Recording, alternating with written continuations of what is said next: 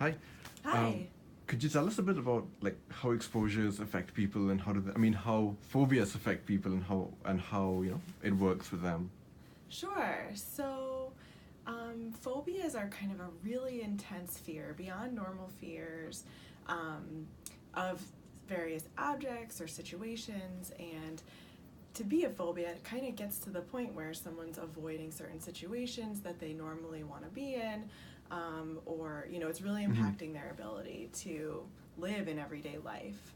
And so that at that point, we want to find a treatment that works well for people with a phobia.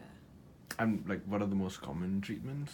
Or what do Well, we, mhm. definitely the most common treatment would be exposure therapy. And so, exposure therapy is where a therapist and a client would work together to kind of design sort of a stepwise process Uh-huh. where the client gets repeated, like small stepwise exposures to whatever it is that they fear.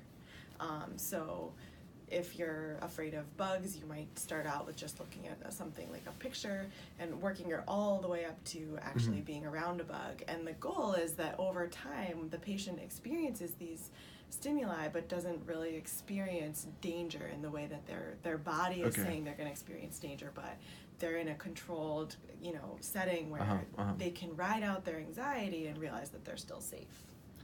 And is this method effective? It's actually one of the most effective therapies out there that we know of in psychology. So even in sometimes very short periods of time, exposure therapy can be very effective. Yeah. Ah, okay. So, I mean, our project, well, we're trying to sort of include VR in exposure therapy. Hmm. How do you see this working? What's your opinion on it? Yeah.